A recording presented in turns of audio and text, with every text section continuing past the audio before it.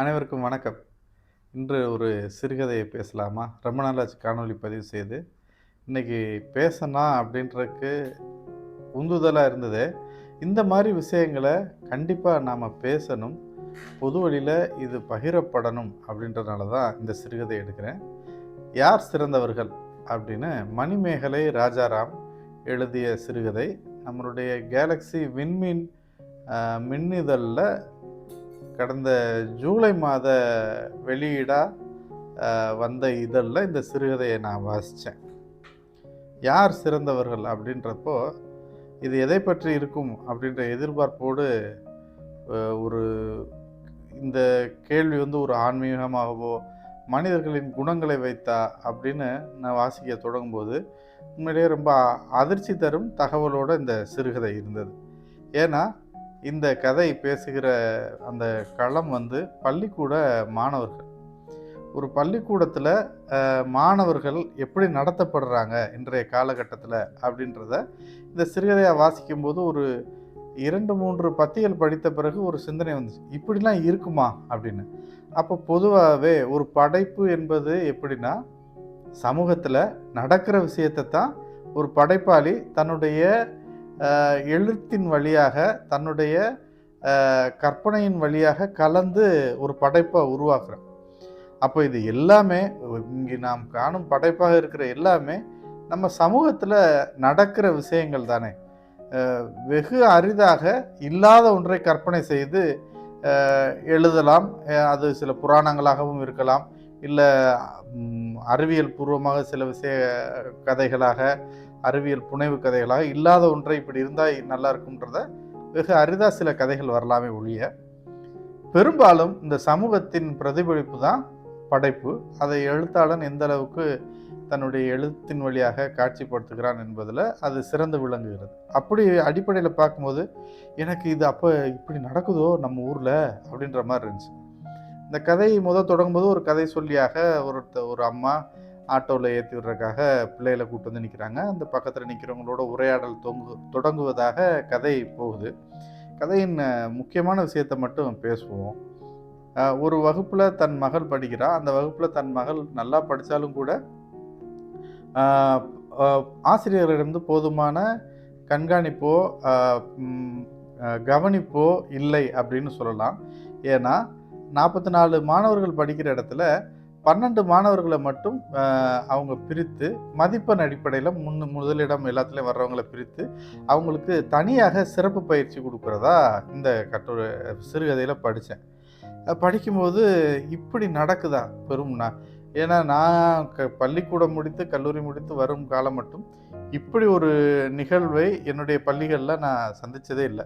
நல்லா படிக்கிற மாணவர்களுக்கு மட்டும் தனியாக ஒரு கவனிப்பு, அவங்களுக்கு சிறப்பு பயிற்சி அப்படின்ற மாதிரி. இப்போ இந்த கதையில் அந்த 12 மாணவர்களை தனியாக பிரித்து அவங்களுக்கு சிறப்பு பயிற்சி கொடுக்குறாங்க. அவங்களுக்கு தனியாக கேள்வித்தாள்களை கொடுத்து ஊக்கப்படுத்துகிறாங்க. அவங்கள்ட்ட சொல்லிடுறாங்க, நீங்கள் அந்த பிள்ளைங்கள்ட்டெல்லாம் இதை பகிர்ந்து கொள்ளக்கூடாது, நீங்கள் தனியாக படிக்கணும்னு சொல்கிறாங்க. ஒரு காலத்தில் இந்த கதையின் நாயகி அந்த பெண்ணுக்கும் கூட இருக்கிற நண்பர்கள் கூட அந்த 12 பேரில் ஒருத்தராக போனதுனால அவங்க இந்த மாணவியோட பேச மாட்டுறாங்க. பேசிக்கிற கூடாத அளவுக்கு இந்த மாதிரி பிரித்து வச்சதுனால ஒரு ஒரு சிறு பகை உணர்வு, வன்மம் இது எல்லாம் வளர்கிறது இந்த சின்ன பிள்ளைங்க மத்தியில். இப்போ இதை யார் உருவாக்குனா அப்படின்னா, நல்லது சொல்லிக் கொடுக்குற ஆசிரியர்களே இப்படி சிறப்பு பயிற்சி தனி வகுப்பு அப்படின்ற முறையில் பிரித்து அந்த குழந்தைங்கிட்ட பேச வேண்டாம், அவங்களோட வச்சுக்கிற வேண்டாம் அப்படின்னு சொல்லி வளர்க்குற மாதிரி இந்த கதையை படிக்கும்போது எனக்கு பெரும் அதிர்ச்சியும் இப்படி இருக்குமா அப்படின்ற சந்தேகமும் இருந்தது. ஆனால் இன்னும் சொல்லப்போனால் அதில் குறிப்பிட்ட ஒரு விஷயம் சொல்லியிருக்கிறாங்க.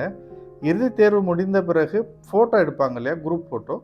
அந்த ஃபோட்டோ எடுக்கும்போது கூட அந்த 12 மாணவர்களை தனியாகவும் மிச்ச மாணவர்களை தனியாகவும் ஃபோட்டோ எடுத்ததாக படிக்கும்போது, ஆஹா, இது உண்மையிலே ரொம்ப பெரிய சிக்கலான ஒரு விஷயம். உளவியல் சார்ந்து இந்த மாணவர்களுக்கு இந்த மாதிரி சிக்கல்லாம் இருக்கா அப்படின்றப்போ இதை கண்டிப்பாக பேசணும் அப்படின்னு தான் அந்த இடத்துல தான் முடிவு பண்ணேன். ஆனாலும் இது ஒரு சிறுகதைன்னு பார்க்குறப்போ இவ்வளவா இருக்குன்ற கேள்வி மறுபடியும் வந்துக்கிட்டே இருந்தப்போ, கதையாசிரியர் இந்த கதையை முடிக்கும்போது இத்தனை மாணவர்கள் படித்து மாவட்ட அளவில் நிறைய அதில் இருக்கிற மாணவர்கள் கிடைக்க முதலிடம் பெறாத போது கூட தன்னுடைய மகள் அந்த கதையின் நாயகி வந்து அந்த இடத்துல 4வது இடம் பிடித்தது, மகிழ்ச்சியை தந்ததுன்ற மாதிரி ஒரு நல்ல கதையாக முடிச்சிருக்கிறாங்க. கீழே ஒரு பின்குறிப்பு மாதிரி ஒரு டிஸ்க்ளைமர் அவங்க கொடுக்குறாங்க. இது உண்மை சம்பவத்தின் அடிப்படையில் எழுதப்பட்ட சிறுகதை. அப்போ நான் இதுக்கு முன்னாடி இருந்த எனக்கு வாசிக்கும்போது தோன்றிய அத்தனை சந்தேகங்களுக்கும் அந்த இடத்துல எனக்கு விடை கிடைச்சு. அப்போ உண்மையிலேயே நடக்குது போல. அப்போ இந்த வீடியோ பார்க்குற உங்களுக்கும் சில விஷயங்கள் தெரிந்திருக்கலாம்.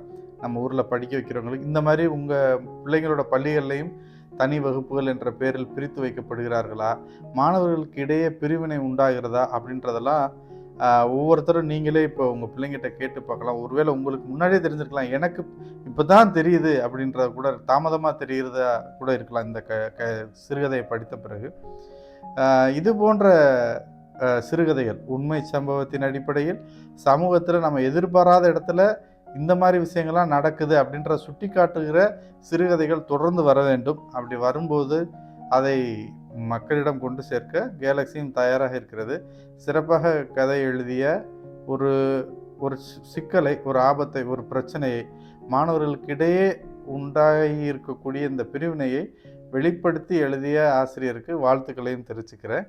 இன்றும் மீண்டும் இன்னொரு சிறுகதையோ கட்டுரையோ பற்றி பேசலாம். நன்றி, வணக்கம்.